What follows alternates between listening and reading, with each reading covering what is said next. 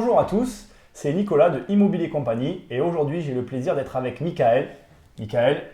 C'est Nicolas. Bon, on s'est déjà vu, on se resserre la main. Ouais, on se resserre, mais c'est le plaisir de... On n'a jamais mangé un morceau ensemble. Excuse-moi. Mais t'as raison, tu as Voilà. raison. Alors aujourd'hui on vient voir Michael et Michael c'est un entrepreneur et je vais le laisser se présenter et après on va discuter, vous allez voir, c'est très intéressant. Alors Michael, présente-toi. Alors, je m'appelle Mickaël Messa, effectivement, je suis entrepreneur avant tout hors Internet, parce que ma première entreprise, je l'ai montée à 20 ans. Voilà, c'était en 2000, j'avais même 19 ans. 19 ans, ça passe vite en fait. Ça ne rajeunit pas tout ça. Que les moins de 20 ans ne peuvent pas connaître. Ici, on est un peu vieux con. Mais, non, mais voilà, donc j'ai créé ma première entreprise à 20 ans et c'est vrai que ça n'a pas été un succès, on peut dire, même un fiasco total. D'accord.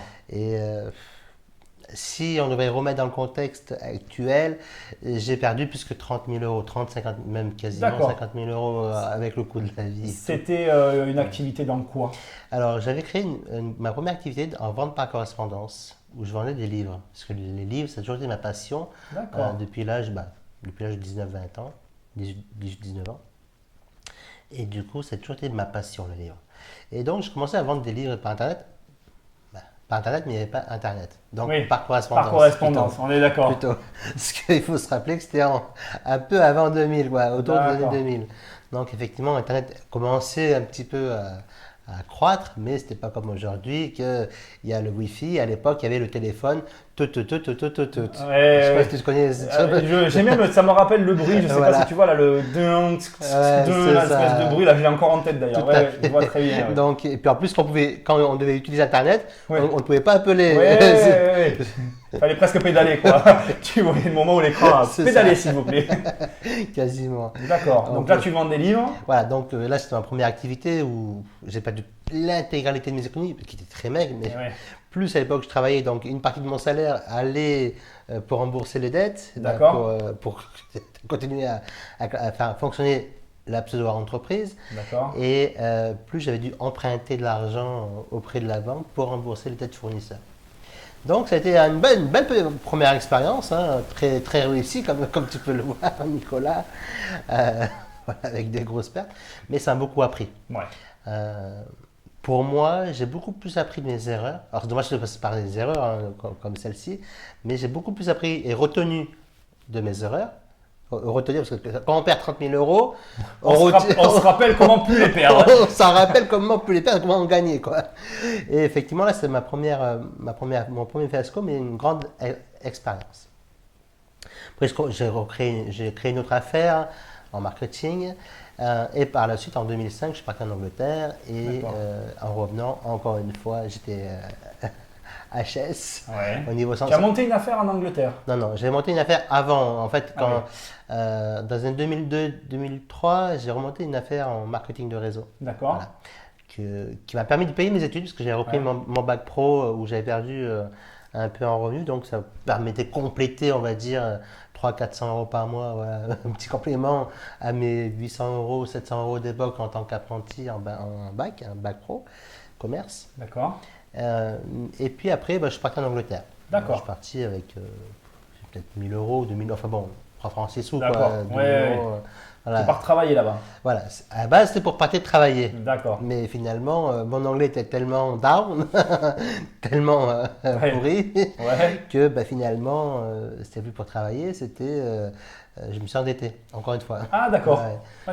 T'as aimé ça au début, en fait. Ouais. En fait, j'adore. Voilà. En fait, il y a eu une période avant les 25 ans et après les 25 ans, où je commençais à avoir le switch comme je te disais tout à l'heure, j'ai un switch qui s'est opéré au retour d'Angleterre, où là, je suis revenu avec quasiment moins 1000 euros. D'accord. Donc, encore, ça va. Ouais. On n'est pas dans les 30 000. Non. Tu as trouvé un juste milieu. C'est ça. Moins 1000 euros. Mais bon, voilà, moins 950 exactement. Et c'est vrai que là, le banquier, j'avais le droit à moins 500. Ouais. Donc, le banquier, il tire la gueule encore une fois. Tu vois. En plus, avec les frais d'Angleterre à l'époque, les cartes, machin, c'était le moment que je rentre. De toute façon, j'ai plus de choix, j'ai plus de thunes. Donc, en général, c'est comme ça que ça se passe. Voilà. Du coup, je suis rentré en EasyJet. D'accord. Voilà. Et puis, il fallait quand même trouver une solution. D'accord. Donc, à cette époque-là, il ne faut pas le dire au fisc ça, mais non, je rigole. Je couperai au montage. À cette époque-là, en fait, j'avais trouvé chez moi, vu que je m'en sors financièrement, j'ai trouvé chez moi des affaires. Ouais. Des objets, plein d'affaires chez moi, chez ma mère. Inutiles qui ne me servaient plus et que je me suis permis de revendre sur eBay, Price Ministère, Amazon, 2 fois moins cher qu'il existait à l'époque, plus maintenant, mais... Oui, j'ai vu que 2 fois moins cher. Et d'autres sites d'achat-revente comme celui-ci, de revente, d'occasion comme celui-ci. Aujourd'hui, on pourrait parler du Bon Coin également. Oui, voilà. Oui, qui est le plus connu. Par exemple. Donc tu te remets en fait à vendre ces objets là, parce que aussi réellement sur Internet, plus par correspondance. C'est ça, par Internet. Mais bon, je ne connaissais rien, parce que je ne savais pas faire un site Internet. En technique, d'ailleurs même encore aujourd'hui, beaucoup de choses sont faites par d'autres personnes que moi. D'accord. Donc voilà, même si je mets mon nom, en fait, oui, c'est pas toi qui fais. Enfin, tu es à l'origine du projet, mais après, la technique, c'est pas ton domaine. Voilà, la plus grosse partie de la technique, c'est pas mon domaine. Je sais mettre un article sur un blog, quand même, une photo, ça va jusque-là. Mais même les vidéos, d'ailleurs, je te disais, moi, je prends qu'une caméra, ça me va bien. Oui, bien sûr. La technique, c'est pas du tout mon domaine. Mais mine de rien, aujourd'hui, on va la faire courte. Par la suite, première expérience d'achat-revente sur Internet, parce que j'ai quand même fait un petit pécule, puis avec ce petit pécule, j'ai réinvesti, d'accord, j'ai racheté des objets neufs, et puis quelques mois plus tard, j'ai racheté un magasin. D'accord. Voilà. Donc alors en fait, juste, je me permets, mais en gros, tu as acheté des produits, tu les as revendus, ça a généré, comme tu dis, de l'argent, et avec cet argent, tu as grossi, tu as racheté toujours plus gros jusqu'à avoir un magasin en fait. Alors non, parce que bon, quand on parle de moi 1000 €, en quelques mois, en 3-4 mois, parce que on était au mois de... Je ne me rappelle plus exactement, mais bon. On va dire en 5-6 mois, on ne peut pas avoir non plus 50 000 € encore pour acheter un magasin. Bien sûr. On parle bien d'acheter un magasin, on ne parle pas de se lancer sur Internet. Avec Internet, on peut se lancer avec 500 €. Un magasin, il faut acheter le fonds de commerce, il faut louer les murs, si on ne les achète pas, il faut louer la location de la caisse, le matériel, les fournisseurs. Bon, après, on payait en décade, c'est-à-dire 3 semaines. Voilà. Mais bon, il faut quand même une mise de fonds. Il faut quand même une mise de fonds. Mais là, j'avais rien. Je veux dire, par rapport à la somme qu'il fallait, j'avais pas grand-chose. Du coup, pareil, encore une fois. Mais un petit peu avant, quand j'avais fait ce switch au retour d'Angleterre, en fait, de Londres, j'ai eu un switch qui s'est fait. Et il me dit, là, Mika, tu vas te retrousser les manches et tu vas y aller. Et j'étais prêt à faire, on va dire, n'importe quoi quasiment. Tous les sacrifices qui devaient être faits pour y arriver. Voilà. Donc en fait, en gros, l'ensemble de tes pertes, on va dire 31 000 €, tu t'es dit, il faut que je rembourse et que je gagne plus maintenant. Ah oui, après comme je disais, j'ai gagné 3 lingots d'or par kilo que j'ai pris, donc tu vois à peu près. Oui, donc, on en a parlé. Voilà. Donc après tu as basculé sur Internet complètement, parce qu'aujourd'hui, tu es sur Internet en fait. Ouais. Ton business, ton travail, c'est Internet. Voilà. Est-ce que tu peux en quelques mots dire ce que tu fais parce que c'est...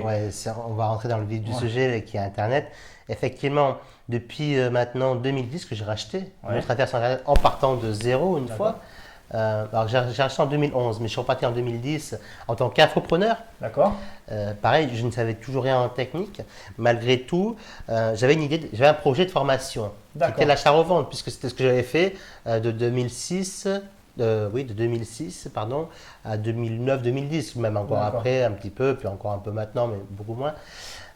Mais du coup, j'ai une bonne expertise, puisque en partant de zéro, je suis arrivé jusqu'à 3000, 4000, 5000, et puis je fais grossir mon magasin grâce à Internet, et puis vice-versa.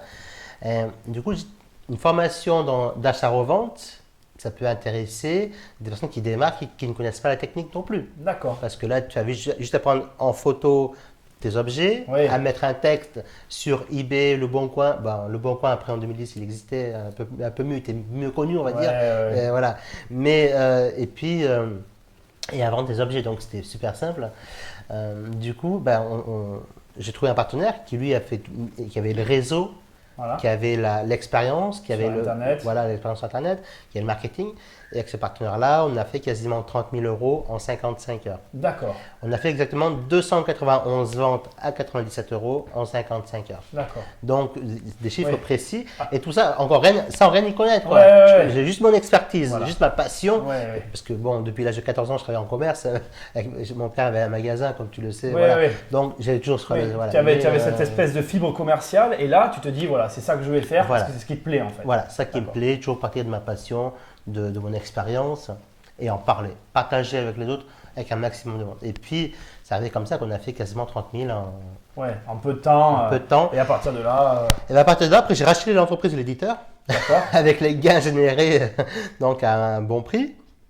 Alors, je t'arrête parce que là, tu es en train de dire, en fait, finalement, depuis tout à l'heure, tu répètes, enfin pas tu répètes, mais tu répètes le même schéma et je voudrais vous dire donc, j'espère que vous l'avez noté, à chaque fois que finalement tu as gagné de l'argent, tu as réinvesti cet argent. Ouais. Et alors, dans cette histoire, tu te rémunères quand même, mais modérément du coup. Tu modères tes revenus pour réinvestir. C'est ça. En fait, comme je te disais, si c'est pour… Alors, je m'achète des choses qui me font plaisir. Si c'est pour faire plaisir aux voisins, je m'en fous complètement. Voilà. Si aujourd'hui je vais acheter une belle voiture, j'achète une belle voiture parce que ça me fait plaisir. Ça me fait plaisir à la personne à côté que je m'en fous. Voilà.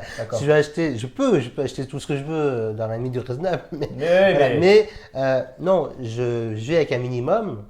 Dans un confort quand même assez sympa par rapport à quand en 2006 où j'ai dormi pendant 6 mois par terre, c'est quand même plus le même. Ça fait quand même différent. C'est quand même monté d'un palier, mais effectivement, voilà, l'objectif, si on veut grossir en partant de zéro, c'est réinvestir ses gains, une partie de ses gains. Je suis complètement d'accord.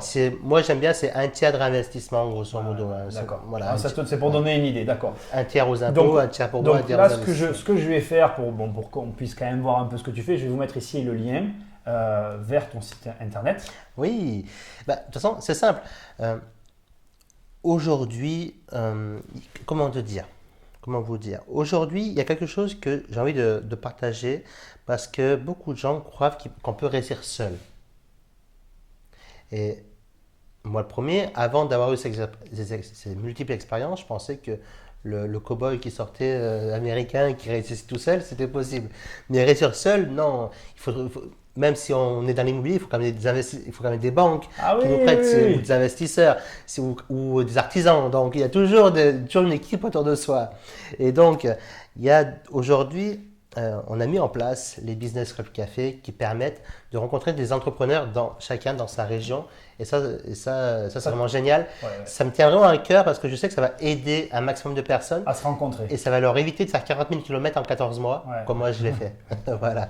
Donc, et pour faire du business. Voilà. Alors, aussi sur ta chaîne YouTube, on peut voir en fait les interviews que tu as réalisées déjà. Oui, effectivement. Sur ma chaîne YouTube, on peut voir les différentes interviews d'entrepreneurs que j'ai réalisées. D'accord. Pas forcément des entrepreneurs que online, bien sûr. Offline. Parce que moi, je suis avant tout un entrepreneur. Donc, quand on dit entrepreneur, souvent maintenant, c'est entrepreneur Internet. Non, c'est aussi il se passe des choses encore, bien sûr.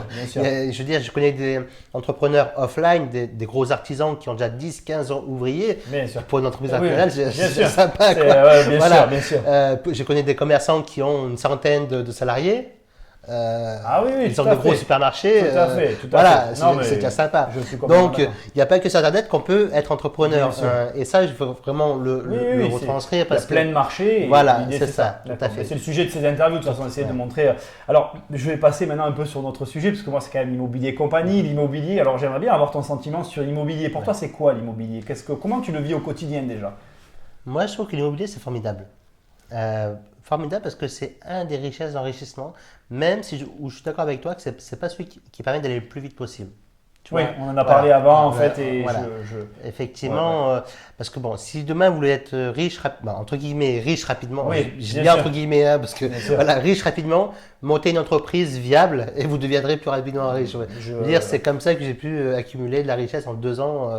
Parce que c'est difficilement réalisable en immobilier. Je pense qu'en 2 ans, c'est possible. Peut-être avant 2000, après 2000, ça dépend des périodes, mais là, actuellement, de faire une plus-value avec un simple appartement, c'est sacrément difficile. Mais l'immobilier, c'est quelque chose quand même, c'est un investissement pour moi qui est rentable dans le sens où on achète bien son bien et où on le garde sur le long terme. Pour moi, c'est ma stratégie. Aujourd'hui, ici, je vois pour en acheter un deuxième, parce que j'ai pu acheter Alors, une erreur que j'ai faite, si ça peut vous aider. Et c'est gentil que tu la partages. Voilà, c'est ne mettez pas toutes vos économies, une grosse partie de vos économies dans votre bien immobilier. Gardez, moi j'en avais gardé un peu, mais tu en as passé beaucoup quand même. Mais j'en ai quand même passé beaucoup. Bon, ok, je vis dedans, je paye plus de crédit quasiment, mais effectivement. Ouais. Mais en fait, on en a un peu parlé et c'est vrai que Michael a fait un choix quand même qui est intéressant et donc je t'ai pas dit, mais je partage quand même cet avis. Il a choisi en fait de réduire ses charges. Et moi, je pense qu'en fait, quand on est entrepreneur et qu'on a trop de charges, on n'entreprend pas de la même manière. Ouais. Et donc, tu as fait ce choix pour être plus serein au niveau plus libre, parce que toi, ta fibre, elle est plus entrepreneuriale. Et donc, tu as préféré favoriser ton entrepreneuriat plutôt que l'immobilier que tu voyais peut-être pas à ce moment-là comme un business. Oui, en fait. Parce que entre 2011 et aujourd'hui, j'ai racheté d'autres petites affaires sur Internet, tu vois, en édition, en livre, en droit d'auteur. Et qui me permettent, donc les réinvestissements me permettent de vivre un peu mieux chaque mois, un peu plus. Quoi. D'accord. Et l'immobilier, pour moi, aujourd'hui, c'était quand j'avais acheté il y a 3 ans en arrière, aujourd'hui, j'ai une vision différente. En ayant aidé à réaliser le passeport immobilier, puis en ayant rencontré d'autres événements, d'autres experts, d'autres entrepreneurs dans l'immobilier, comme toi, Nico, c'est vrai que j'ai une vision différente. Donc forcément, je vois l'immobilier autrement et d'un côté entrepreneurial, tu vois.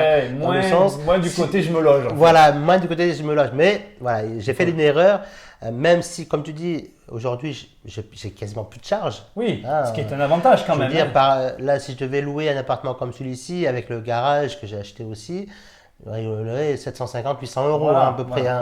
On est en plein centre de Grenoble, donc c'est un 58 mètres carrés pour situer un peu. Un super truc, dans une résidence sympa de propriétaire. Et c'est là les erreurs que j'ai fait et j'ai mis quasiment les 3/4 de mon crédit. Donc alors aujourd'hui, pour un investisseur immobilier débutant, tu lui conseillerais quoi? S'il peut. Franchement, après ça dépend de son état d'esprit, d'accord? Parce que moi, c'est que quand j'ai acheté, j'avais besoin d'une certaine sécurité, d'accord? De payer le mois. Je n'aime pas faire le crédit. J'ai besoin d'une certaine sécurité. Aujourd'hui, quelqu'un qui démarre et qui veut acheter son bien, qui a un CDI, on en parlait aussi, un CDI, vas-y, fonce quoi. Si tu as un CDI, tu vas avoir ton banquier, 8 fois sur 10, il l'a accordé, surtout si ta femme et toi, si on est. C'est une bonne situation familiale. Donc tu lui dis fonce en fait. Voilà. Et mettre un minimum, quand je dis mettre un minimum, mettre par exemple pour moi, sur 100 000 euros, mettre 20 000 euros maximum. Tu mettrais plus autant en fait. Non. D'accord. Voilà. Moi j'ai mis. T'as mis trop. J'ai mis trop de grosses sommes par rapport. Bon, je suis content. Oui, bien sûr. Je le revends. Voilà. Oui, l'argent n'est pas perdu, mais bon, tu ne mettrais pas autant. À long terme, il y a eu un tramway qui est venu s'installer à côté, que c'était prévu. Donc l'appartement a pris de la valeur. C'est pas le problème. Mais aujourd'hui, j'aurais mis à savoir ça. 50% en moins facilement. Ah oui, quand même, tout ce que tu as mis. J'ai mis. J'ai mis les 3/4 donc à peu près. Du coup, j'aurais mis 50% en moins. Notez bien cette information parce que c'est vrai que c'est intéressant de voir. Surtout pour se loger, en fait. Bien sûr. Voilà. Et maintenant, quel conseil tu donnerais à un entrepreneur débutant? À un moment où il veut lancer sa société, qu'est-ce que tu dirais? Simple, un conseil simple, vraiment. D'oser. Ouais. Voilà. Si j'avais qu'un seul conseil à partager aujourd'hui avec les auditeurs, Nico, ce serait d'oser entreprendre. D'accord. Tout simplement. Que ce soit dans l'entrepreneuriat, soit que ce soit dans l'immobilier. Mais simplement le fait d'oser et de faire le pas de plus qui va vous rapprocher de votre objectif. D'accord. Votre objectif de vie, votre objectif financier, ce que vous voulez comme objectif. Voilà. Mais oser. Souvent, quand je rencontre des jeunes entrepreneurs, c'est pas rien à voir avec l'âge, mais mais jeunes dans le début de leur projet, bien sûr. C'est ça. Qui souhaitent se lancer, mais ils réfléchissent pendant 10 ans à plein de choses. Non, ok, je dis pas qu'il faut se lancer tête baissée, mais réfléchissez, posez-vous les bonnes questions, allez voir les bonnes personnes qui ont fait ça avant vous, pas forcément des banquiers. Voilà, je veux dire, bon, j'ai rien contre, j'ai des amis qui sont banquiers. On en a tous, mais bon. J'ai rien contre, mais voilà, allez voir des personnes qui ont fait ce que vous voulez faire. C'est tout. Si vous voulez écrire un livre, allez voir quelqu'un qui a écrit déjà un livre. Si vous voulez écrire un best-seller, allez voir quelqu'un qui a écrit un best-seller. Si vous voulez avoir une société industriel, ouais, allez voir quelqu'un qui a eu une industrie, quoi. Je veux dire, si vous voulez devenir PDG de votre propre boîte, allez voir quelqu'un qui est devenu PDG et expliquer son parcours. Mais même, il y a encore plus simple. Moi, je donne aussi ce conseil. Je dis des fois, allez voir vos concurrents. Quand vous êtes dans un domaine, les gens vont pas penser à aller voir les concurrents, alors que c'est tout simple. C'est ça. Et qu'on peut discuter avec son concurrent. Ouais. Il n'y a pas de... Ouais. Et en plus, ces concurrents, maintenant, c'est quand même plus facile sur Internet, parce qu'on peut très facilement les voir et puis voir ce qu'ils font, et puis pour faire mieux, et puis pour proposer le meilleur marché, le meilleur produit à un prix peut-être plus élevé, ça dépend de qualité-prix, mais qui est plus intéressant. Mais effectivement, Nico, aller voir les concurrents, c'est une des premières sources à aller voir. Et pour voir... Société.com également, qui est pas mal. Oui, tout à fait. Infogreffe, parce que Société.com, il recopie en fait. Ouais. Infogreffe aussi. Infogreffe, les deux. Il faut les deux. Moi, je regarde sur Société.com. Bon, voilà, je me prends pas la tête. Je suis d'accord. J'ai l'habitude, tu sais. Donc, voilà. Mais effectivement, Infogreffe, effectivement, de toute façon, ça vient du tribunal. Oui, bien sûr. Mais non, c'est oser entreprendre et aller voir des personnes qui sont passées là, qui ont déjà fait. Si vous voulez acheter une vingtaine de biens comme toi, allez voir Nico, quoi. Je veux dire, tout simplement, si vous voulez. Oui, bien sûr, allez voir la personne qui t'inspire ou en tout cas à laquelle on veut le plus. C'est ça. D'accord. Et toujours, voilà, et ça c'est très bien ce que tu dis, allez voir la personne donc, qui est passée par là, mais aussi quelqu'un qui, comme tu disais, je vais rebondir, qui vous passionne, qui vous inspire, avec qui vous avez envie de faire quelque chose. Sinon, ça ne passera pas. D'accord. Et voilà, c'est important. Bon, mais Michael, je vais te poser une question pour finir, originale. Si je t'offre un cadeau et que tu l'aimes pas, qu'est-ce que tu en fais? Je le revends sur eBay. Je suis pas trop surpris. Non, alors là c'est une question, c'est une réponse un peu bateau. Non, tout est subjectif, aimer ou pas aimer, je sais pas. Telle est la question. Non, je le garderai, je te remercierai déjà avec beaucoup de franchise. Je dirais, ben écoute, je mettrai sur mon étagère, Nico, t'es sympa. Non, à la limite, si tu m'offres un livre, je l'aimerais. Donc 20 €, toi, c'est pas gros cadeau. Bon, voilà. Écoute, super, Michael. Ben, je te remercie de nous avoir reçus. Et puis je te dis bonne chance pour la suite. Oui, bonne chance, Nico. À toi aussi. À plus. Merci à toi. Hey! Pensez à aimer, partager et commenter cette vidéo. Et c'est pas fini. En cliquant juste ici ou là, vous allez accéder à une série de 9 vidéos gratuites sur l'indépendance financière. On se retrouve de l'autre côté.